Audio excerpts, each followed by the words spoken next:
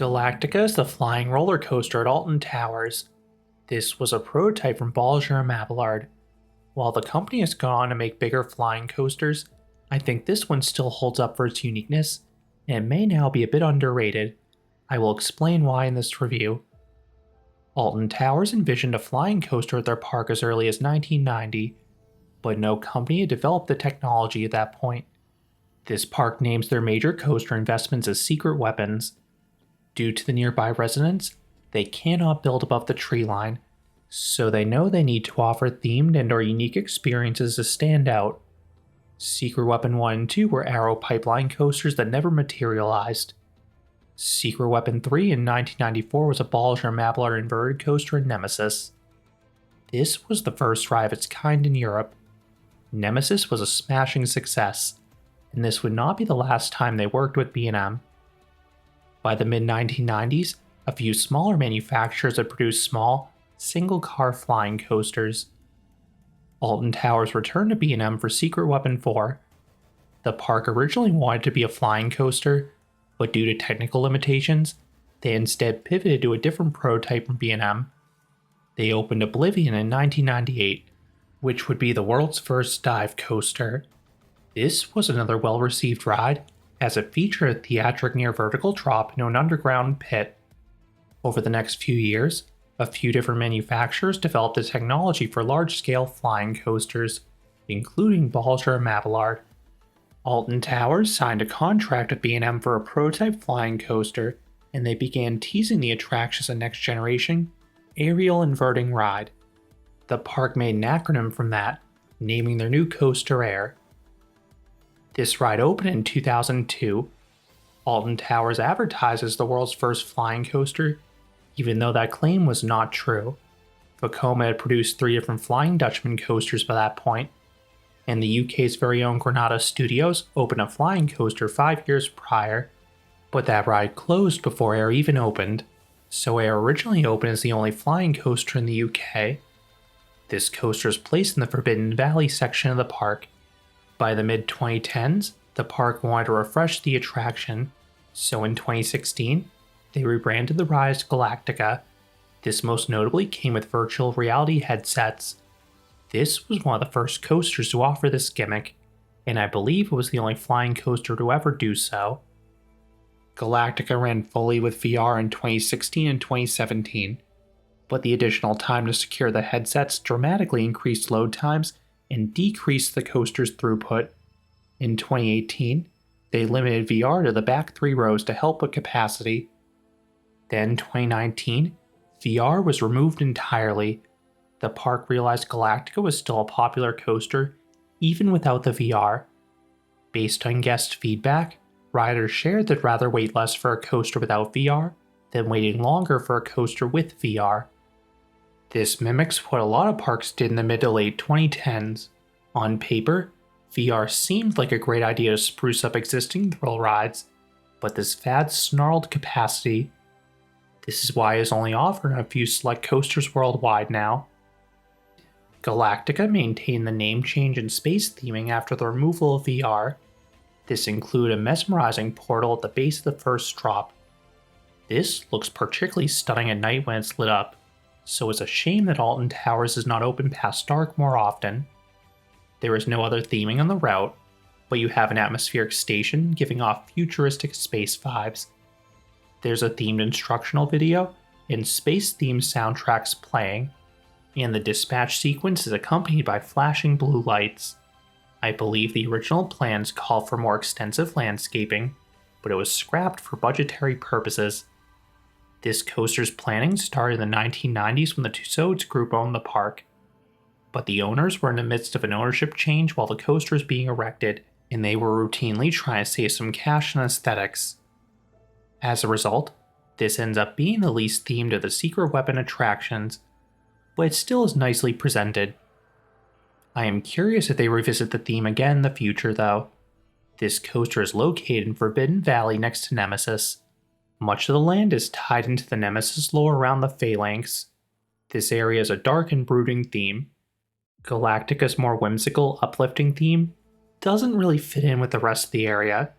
My pipe dream is that if they theme this ride as a flight to the Nemesis creature's home planet or something of that nature, then that would tie everything together. The track has always been light green, which I suspect was deliberate to blend in with the trees. I like how this coaster flies over the ride's plaza. It adds a lot of kinetic energy, and you get some great views of the back end of the attraction from within the queue itself. Speaking of which, be prepared to wait for this coaster.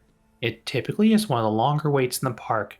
Most days, it averages out to 30 to 40 minutes, and it can max out at 60 to 75 minutes. Operations can vary wildly for this coaster. The park owns 3 trains, and on busy days, the park can use a dual load platform to run all 3 trains at once. In this configuration, the ride is a good throughput. If you visit on quieter days, the ride may utilize just 1 station and 2 trains. This can slow things down because B&M flyers are notoriously slow loaders due to how the trains need to move in and out of the flying position as they enter and exit the station. Worse, I've experienced some instances when this coaster has just had 1 train in use. That is painful to see. No matter what, the trains do hold a lot of people at least. Each train seats a max of 28 riders, as they are comprised of 7 rows of 4. What can you do to avoid the worst waits? With many rides in this park, I recommend visiting on an off-peak weekday, but in those days, Galactica often has the worst waits in the park, because the park will often switch it down to 1 load platform and less trains. The shortest waits are typically during the first hour of the day. Many people want to start their day with Nemesis. Afterwards, they often hop over to Galactica because it's next door. I recommend starting with Galactica instead if you plan to use the standby wait at least, because it tends to have a longer wait. On busy days, it is worth considering Fast Track, the park's paid skip the line pass. This can be a huge time saver.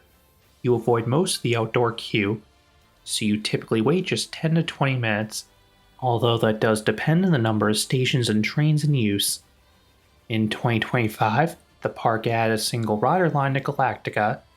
This occurred after my visits, but I have heard this can save a lot of time. Due to how it is configured, the single rider line can only access the right load platform. This means the left side will still be dispatched with some empty seats.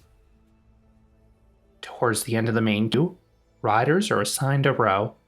As with most coasters this park, you typically cannot wait an extra cycle if the row you want is already occupied. However, Galactica's crew frequently honors row requests for open rows. That works well for me because I prefer this coaster in the back row, and they typically load front to back. If you've ridden the other B&M flyers, the restraints will be familiar. The harnesses are comprised of over-the-shoulder restraints that tightly hug your chest with a vest component, plus ankle restraints. The restraints need to be snug given the dynamics of the ride, but I find them comfortable all things considered. Once secure, you roll forwards and ascend the 66-foot or 20-meter tall lift hill. Since the station is underground, it is neat how you emerge from the ground. You pass underneath the monorail, then off to the left, you get a sweet view of Nemesis. Once at the top, you have a small dip downwards. You get a smidge of airtime in the back row due to the long trains. You then curve right, getting some okay positive Gs, and then you rise upwards into a considerably larger drop. Most B&M flyers feature curved drops, but the one in Galactica is straight. You get a little float over the top and front, but you really need to be in the back for this drop. You get solid floater airtime in the rear row. It is always trippy to experience negative Gs on a flying coaster because you're held in that prone position. The pull-out whizzes through that aforementioned portal. The train then navigates the first half of an inversion, a fly to lie. It essentially is half of a 0G roll. You get good flow at the apex. Then, you are whipped 180 degrees as you rotate from the flying position to lying on your back. This is super disorienting for 2 reasons. 1, you are now facing backwards. 2, the pullout offers intense positive Gs, the best on the ride by far. Pretzel loops have more power to them, but this element is no slouch, and messes with your equilibrium more. Those positive G's continue at a good clip on the following leftward turn. Now keep in mind, you are lying down and still going backwards at this point, so any forces you feel are more amplified. As you exit the turn, you navigate a lie to fly. This is half a barrel roll angled downwards. It is graceful up front, but has more tenacity in the back as you are pulled downwards. Once you're back in that flying position, the valley also is a fun near miss as you shoot through an underground tunnel, narrowly avoiding the ground. Next is a turnaround above the midway. This is no force, but the visuals are cool. So many flying coasters put nets above the pathways, obscuring your view, but on Galactica, you get unobstructed views of guests beneath you. The train then glides through an inline twist. This is a slow and delightfully floaty inversion. You then cross over the brake run and traverse a bunny hill. If you're in the back, you get decent floater airtime here once again. The train then zips around a bank turn against some trees and the parking lot. This is forceless, so it merely changes your direction. It is the dullest element on the ride. You then have a mild rightward turn that hugs the ground. This takes you into the final brake run. While the flying position is fun during the main layout, it can get uncomfortable if you get stuck in the brake run for a while. So hopefully, the ride's not stacked and you can return to the station, ending the 2,756 foot or 840 meter long experience. That makes it the shortest B&M flyer by track length, but overall, the duration feels comparable and satisfactory. In terms of pacing, I think the layout flows nicely. It has some moments of power in the first half. Then whenever the ride dials back the force, it compensates with engaging visuals as you fly above pathways or narrowly avoid the ground. So many other flying coasters focus on higher elements. Due to the height regulations, Galactica takes a different approach, which gives it a unique feel. Those visuals are one of the main reasons I was not a fan of the VR experience. I was able to try it in 2017. I had 3 major problems with it. 1, the low throughput. 2, I was not able to wear my glasses with the headset.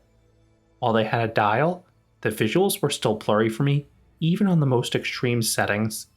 My vision is that bad. 3, the high G's in the fly-to-lie caused the headset to slide off my face. No one was ever in danger because I had a secondary tether to the train, but I could not re-secure it on my face while the train was in motion, so I awkwardly had to cradle it near my face while trying to enjoy the rest of the layout. I liked how the headsets were paired with great audio. Most VR coasters do not have audio at all, and I did enjoy the space-themed visuals on the lift hill, but the visuals in the rest of the layout were quite literally a blur for me.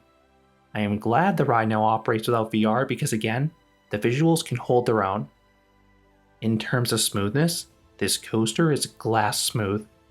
That is typically the case with the older B&M coasters, and generally their flyers.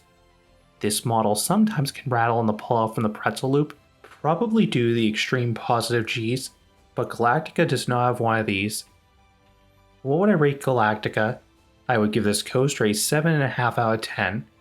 This is a good flying coaster. I like how it does a mix of everything. It has some airtime in the 2 largest drops if you're in the back, crushing positive G's in the early valleys and turns, and nice visuals in the remaining elements. While I would love if the theme was more in-depth and related to Forbidden Valley, the coaster does a great job simulating the feeling of flight. I definitely prefer this to the Superman clones, and I would also take this over the Vekoma Flying Dutchman. Galactica offers a more balanced layout than those coasters. I do prefer the larger B&M flyers that came later, but Galactica is an impressive prototype that paved the way for what came later. Those are my thoughts on Galactica at Alton Towers. What are your thoughts on this coaster? Let me know down in the comments.